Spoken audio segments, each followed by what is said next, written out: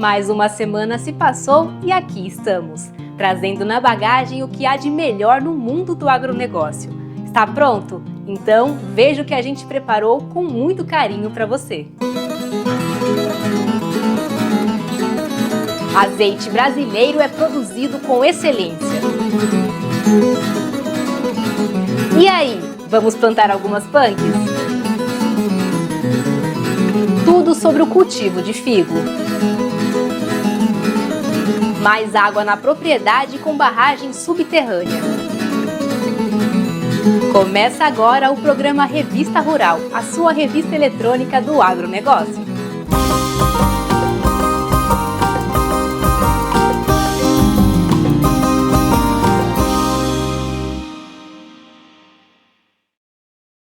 O azeite nacional vem ganhando cada vez mais espaço no mercado e fama na alta gastronomia. Além disso, ele alcançou um padrão de qualidade digno dos melhores azeites do mundo. Pode ser com a salada, uma fruta, um pãozinho ou até mesmo um doce. O azeite é considerado um ouro líquido, mas muito antes dele chegar aqui na garrafa, passa por diversas etapas no campo. A Revista Rural veio conhecer a história de uma produtora que é sucesso e exemplo de produção. Como começou a história de vocês com as oliveiras e com o azeite? Então, a gente, trabalhava em outras áreas, eu e meu marido, né? Nós tínhamos uma amiga que tinha uma fazenda herdada do pai, que estava começando, ela uma das pioneiras mesmo, acho que é o primeiro pomar comercial aqui da região. E em 2009 a gente resolveu vir para cá para investir numa terra, mas não pensou, achou que ia ser mais um investimento e que a gente não ia se dedicar a ser um investimento tão integral nosso, pessoal. Mas desde 2009, quando a gente plantou os primeiros 1000 pés, a gente começou a se envolver, vir todos os finais de semana, e faz uns 7 anos, mais ou menos, a gente mudou para cá e realmente mergulhou e está, vamos dizer, todo o nosso tempo dedicado a desenvolver esse projeto aqui, né? Em 2005, a gente plantou então as primeiras árvores em 2009. Em 2014, começou a dar as primeiras safras, né, pequenininhas. A gente ainda levou na Epamig, que a gente nem tinha um maquinário. Em 2015, o maquinário estava instalado. A gente já fez a primeira extração aqui do nosso azeite. E desde então, a gente vem lutando. Fomos plantando mais árvores, né, fomos ampliando um pouco o pomar, diversificando com outras culturas também, mas o carro-chefe continua sendo a oliveira, e a gente foi desenvolvendo muito por sentir o apelo disso, o turismo, né? Então a gente caprichou um pouco aqui na construção do lagar, fazer um lugar bonito, atrativo, e a gente começou primeiro informalmente a receber pessoas interessadas, é um produto novo, um produto diferente, e isso começou a crescer, até que a gente em 2020 resolveu construir o restaurante, que as pessoas vinham aqui, não tinham o que comer, ficavam só no pãozinho de provar o azeite, ficava complicado, né? E a gente fez esse investimento bem no meio da pandemia, mas acabou dando certo, porque daí também é um espaço bem aberto, que as pessoas ficaram atraídas de vir. Por que vocês escolheram, ou como se deu a escolha da Serra da Mantiqueira? A gente tem aqui uma região riquíssima e com muito turismo, né? Tem esse apelo turístico forte, mas ao mesmo tempo é um ecossistema delicado, né? Montanhoso e muitas vezes, por exemplo, a agropecuária aqui a gente sente que é uma coisa que é mais perigosa para o meio ambiente, não é tão rentável. A gente achou que a fruticultura, né? Foi uma coisa que a gente foi observando, era o caminho mais correto. Não é só a qualidade que atrai os consumidores. A curiosidade despertada em ver como funciona a produção do azeite também é sucesso na fazenda. Eu acho que essa educação do consumidor e essa informação é um dos trabalhos principais que a gente faz, né? Que é fundamental para que a população valorize. Esse ano teve uma alta, né? Teve uma queda de produção muito grande na Europa, o preço subiu muito, então talvez o consumidor não estranhe, mas o nosso produto sempre foi um produto mais caro que esse azeite commodity, né? Esse azeite produzido em larga escala, em qualquer país, que vai de um para o outro, fica em tonéis 1, 2, 3 anos, né?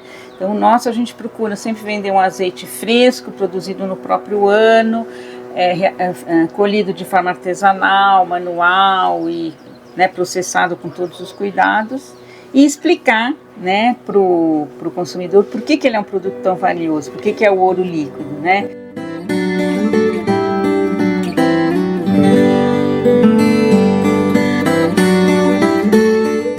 Quem vê o produto final pronto, mal imagina o trabalho que dá para esse azeite ir lá para o mercado.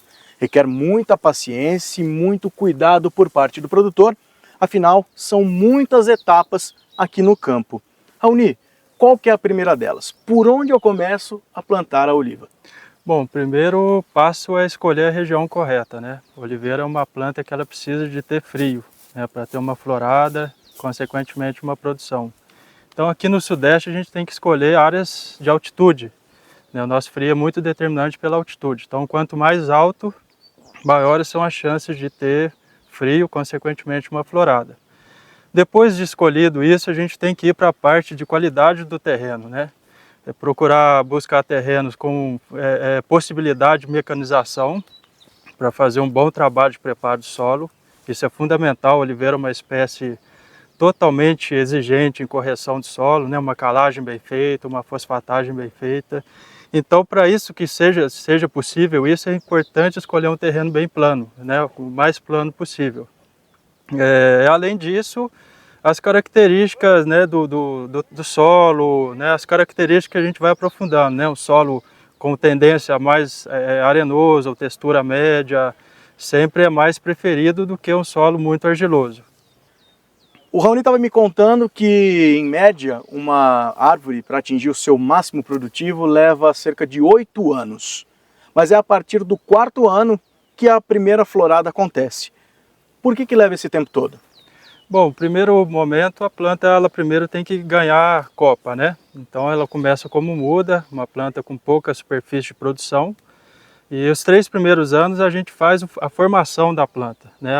A gente forma os galhos da planta, os troncos da planta, os ramos, né? Que são onde ela vai dar a florada e a produção.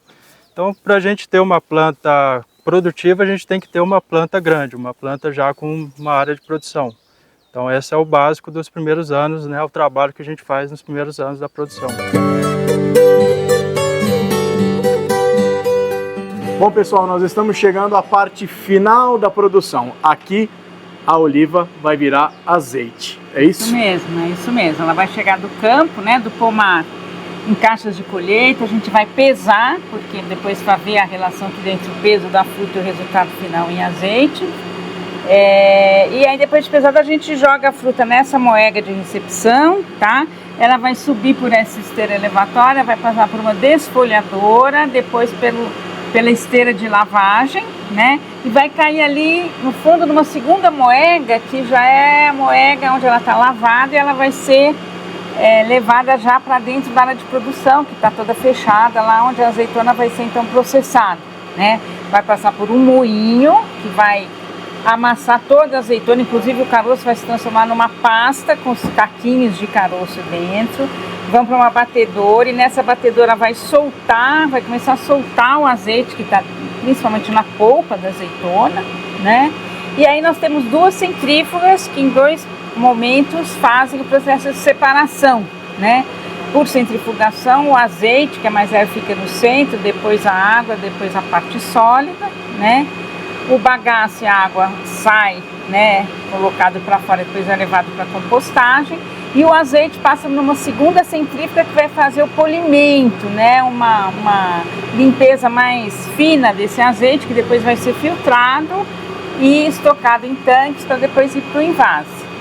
Esse azeite que a gente vê ali dentro escorrendo, né, pingando, é o mais puro que tem. Ele é um azeite extra virgem, né, que de plantas recém-colhidas, né, tem algumas horas que foram colhidas. Ele está saindo da máquina, então ele está muito potente, né, ele ainda vai ter que dar uma acalmada, uma sentada e a filtragem também, né, mas de fato é um azeite realmente que está no ponto máximo de suas qualidades. Vera, uma curiosidade.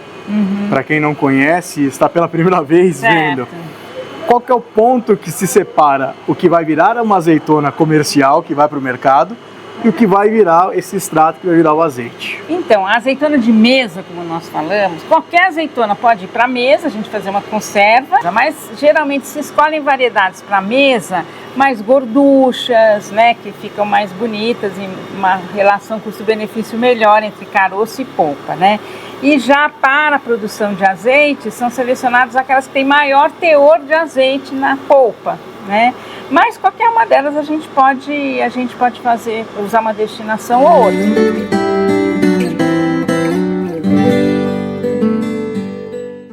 As punks não cansam de nos surpreender e despertar grande curiosidade. Hoje a gente trouxe os ensinamentos de alguém que ama e estudou bastante essas plantas tão incríveis.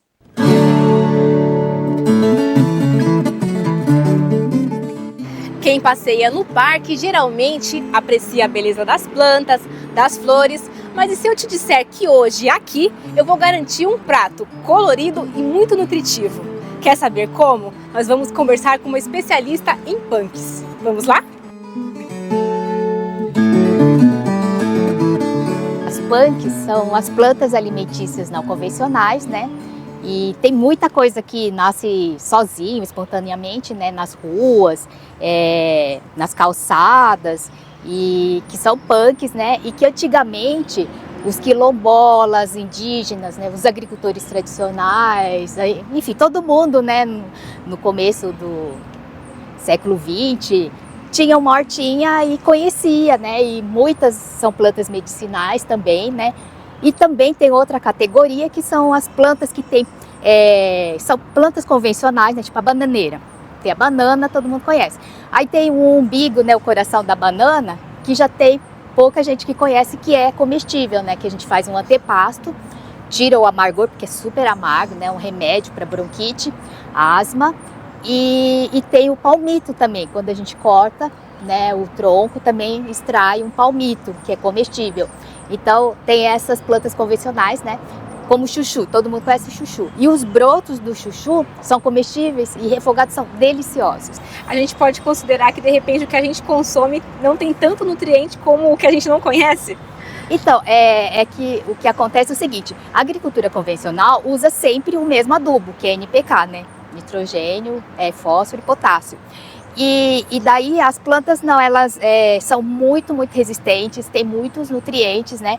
E elas passam também essa vitalidade pra gente, né? Então a gente vai sentir realmente mais saudável, né? Consumindo coisas orgânicas, né? As plantas, as punks. E sempre a gente pode ir aos poucos, né? Também consumindo, porque tem coisa assim que não é palatável, né? Punk, mas tipo...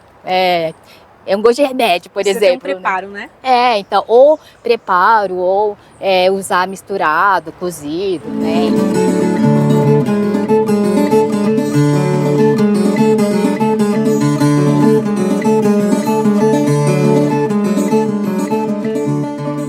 Regina, aqui tem muitas cores, eu acho que até quem não está com fome abre o apetite só de olhar, né? Uhum. Conta pra gente o que tem aqui nessa mesa. Então a gente tem várias coisas, né? Tem até frutas nativas, tem a aroeira, né? Que é muito usada na arborização urbana e muita gente passa sem saber, né? Que é uma pimenta, tem a grama amendoim, que é essa flor comestível. Aí a gente coletou dente de leão, o picão preto, flor de hibisco, tem isso aqui é outro tipo, né? Hibisco colibri, que fica penduradinho assim. Dente de leão, tem a folha de barba de falcão, a vinagreira roxa, essa flor da damiana, né? Que é uma flor comestível, até usei aqui no molho. E aí a gente tem aqui os pratos, né? A salada. E eu usei várias flores comestíveis que fica bem colorido, né? Muito decorativo. Então tem a florzinha da Maria Sem Vergonha, flor da begônia, flor da cana do brejo, flor de capuchinha. Aí tem várias folhas, né? Também que pode ser consumidas cruas, né? Da cana do brejo, begônia, que são azedinhas. A flor da capuchinha picante, né? A maioria das flores são neutras, né? que são comestíveis. E a begônia que é azeda e a cana do brejo também, mas assim, a maioria das folhas são neutras, tem coisas amargas, né, como o dente de leão. Aqui tem uma flor também da cúrcuma, né, então tem aquele cheirinho peculiar da cúrcuma. E eu fiz aqui um pão tipo sueco, né, que eu faço com... vou mudando as farinhas, né, coloco farinha de integral, farinha branca, aveia, é o que tiver, linhaça. E aí depois que eu faço a massa, né, aí eu coloco algumas folhas, até flores, e passo o rolo, né, e aí eu asso e fica com essa aparência aqui bem divertida, né. Essa salada aqui, você indica comer ela pura, assim, sem nenhum tempero, ou colocar um salzinho, um molhinho? Sempre um temperinho vai bem. Então eu fiz aqui um molhinho de gergelim que eu triturei no mixer. Aí coloquei azeite, limão, um pouco de vinagre, umas folhinhas de cebolinha de tropeiro ou alho silvestre, né? E depois umas flores de damiana, que é essa daqui picadinha. E sal. Então eu acho que o ideal é comer com temperinho. Para você, o que significa ter esse conhecimento das punks e trabalhar com elas?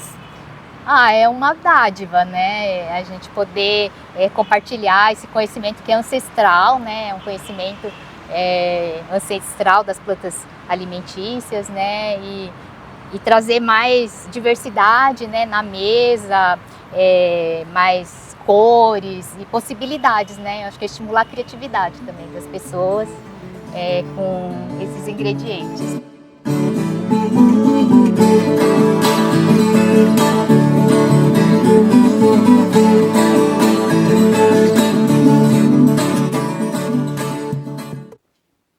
Tá gostando do programa? Então eu tenho uma dica especial para você.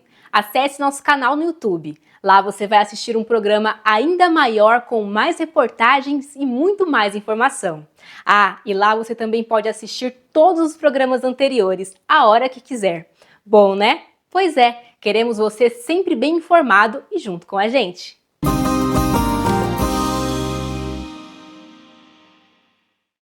Um importante projeto vem ajudando pequenos produtores a recompor a floresta na região de Quedas do Iguaçu, no Paraná. Os resultados saltam aos olhos na questão econômica e na preservação ambiental.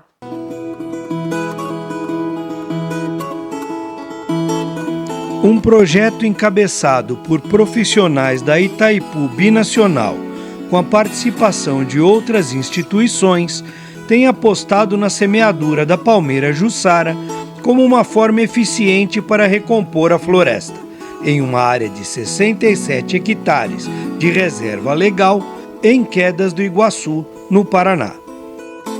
É um trabalho muito bacana porque vem de encontro porque a Itaipu sempre prega preservação ambiental, desenvolvimento econômico, social e preservação ambiental. Está diretamente ligado ao que a Itaipu vem pregando, aí, principalmente nessa gestão agora, nessa ampliação, que é das Iguaçu aqui, uma região que não está diretamente ligado ao projeto Itaipu lá, mas está ligado em todo esse contexto Paraná aqui que agora está sendo trabalhado e é algo que aproximar o pessoal, trazer um pouco o nosso conhecimento que a gente consegue trazer para o pessoal. A gente também acaba ganhando um pouco de conhecimento junto aqui, muitas coisas aqui que é interessante a gente conversar, trocar ideias. Tem o pessoal da universidade, o pessoal do IBAMA que estão junto aqui. É um trabalho bacana de integração, principalmente essa integração, troca de conhecimento para difundir, principalmente difundir essa ideia do palmito aqui, não só aqui, mas isso aqui é um teste, uma réplica que está sendo bem sucedido para a gente tentar talvez replicar isso aí em várias regiões que possa ser replicado esse tipo de atividade e com o foco principal de manter e conservar essas áreas de preservação que ainda existem aí no nosso Paraná e Mato Grosso também. O trabalho tem ainda como meta, além da preservação do meio ambiente, criar alternativas de exploração para pequenos produtores da região, em sistema agroflorestal.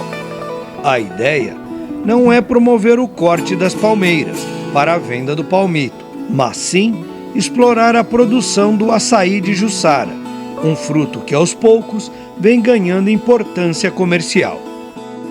Nós, enquanto grupo, vamos dizer assim, Grupo de Produtores Orgânicos Produzindo Vidas e Associação de Produtores Orgânicos Produzindo Vidas, nós temos o objetivo de ter o fruto do açaí, da palmeira jussara, o açaí da Mata Atlântica, como mais uma fruta dentro do nosso projeto de produção de fruticulturas.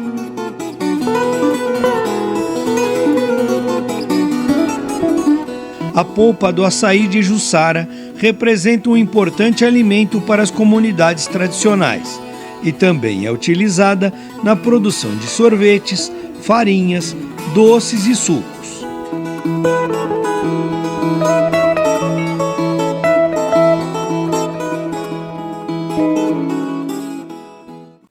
É época de figo e o fruto, que requer alguns cuidados no plantio, tem destaque na mesa dos consumidores. Trazido para o Brasil por imigrantes italianos em 1910, o figo roxo passou a ser cultivado com a finalidade comercial no município de Valinhos, em São Paulo. E desde então, através da agricultura familiar, o cultivo continua pela região, mostrando potencial e tradição. Nós estamos rodeadas de figos por aqui. Sim. Mas não é do dia para a noite que começa, né? Não. Nós estamos rodeadas de figo. Essa é uma das quadras, né, do sítio. Ele já está na colheita da metade para o fim, né? Então aqui já está terminando, mas temos colheita todos os dias. Todos os dias. Como escolher o lugar mais adequado para poder plantar? O solo, o clima, a época? O figo você planta e ele vai ficar alguns anos. Você não vai plantar ele toda vez que vai dar. O pé de figo, ele fica aí vários anos, né? Alguns morrem no decorrer do período, então eles são replantados antes. E determinada de época em época, 5, 6 anos, eles são realmente extintos e feito novo plantio. Hoje o que é feito? O figo ele é podado, tá vendo os talos mais grossos, ele tem a poda e da poda vão saindo os brotos. Você vê que os figos eles vão dando entre as folhas, à medida que ele vai crescendo, e o galho e o figo, então nós vamos fazendo a colheita, tá, dos figos roxos. Esse esbranquiçado é o sulfato de cobre com o cal, que é passado para proteção das folhas, porque a folha não pode secar, tá? Ela tem que proteger o fruto e também do fruto. Para quem vai começar assim do zero, qual seria a época mais indicada e vocês indicam a muda ou a semente? Figo é muda, né? Toda vez que eu podo um pé de figo, esse galho que sai, eles são feitos muda, né? Eles são podados e colocados em embalagens com terra fértil. E aí, depois que ele brota, ele é inserido na terra. Essa época agora, de final de dezembro, início de janeiro, foi uma época boa de plantio, né? Mês de dezembro, calor, mas aí você necessita de muita adubação, esterco e água, né? Se você andar pela região, você vai ver que tem bastante chácaras que estão com os figos pequenininhos, né? Que é recém-plantio.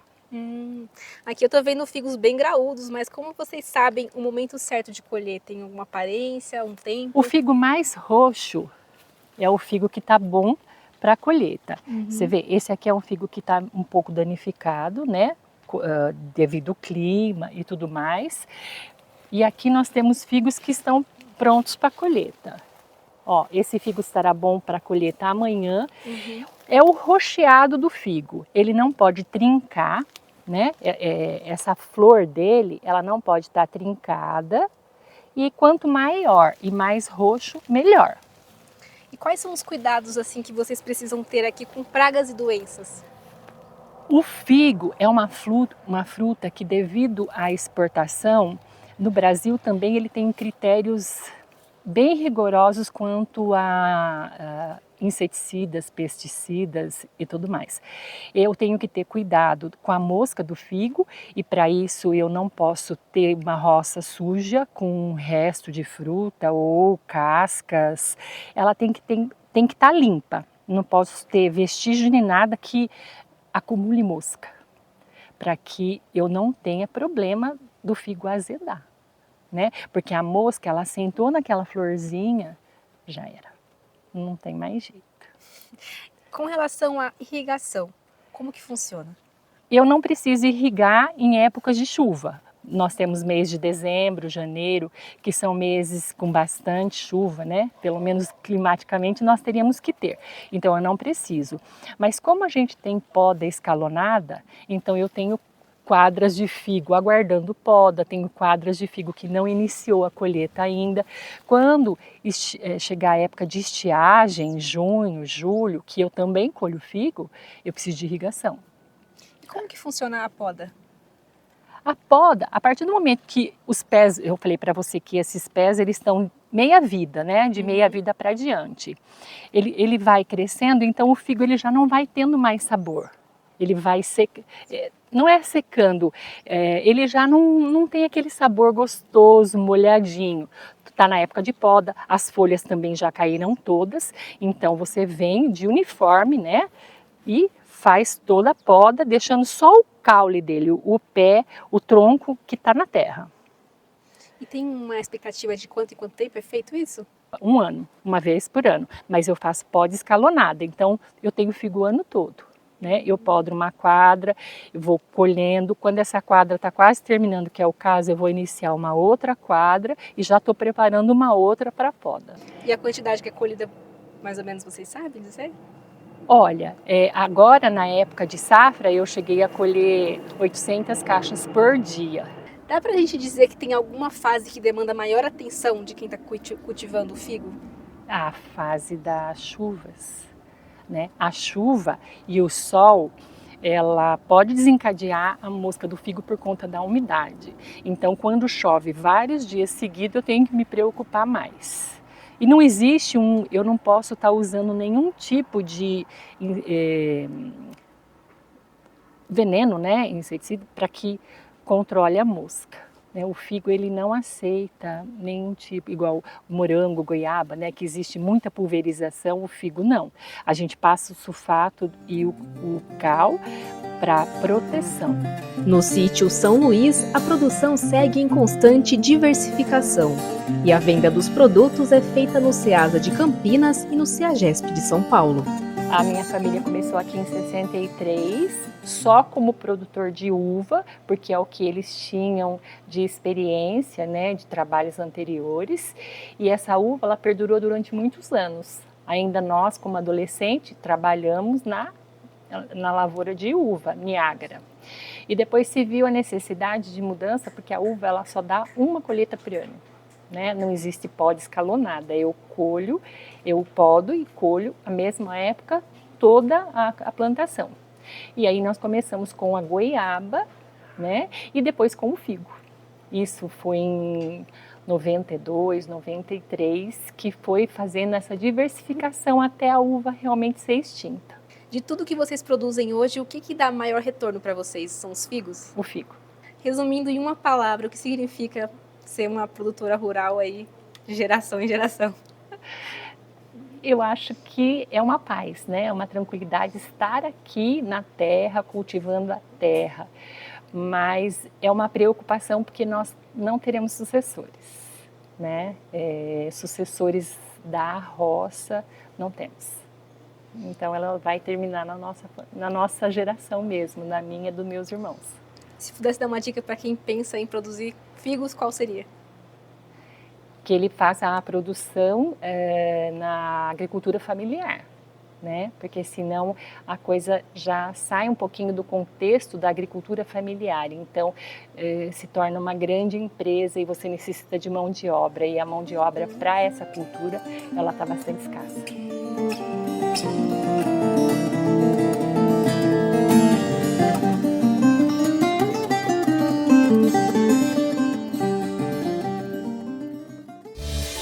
Chegou a hora da despedida, mas lembre-se, para assistir este ou qualquer programa anterior, basta acessar nosso canal no YouTube.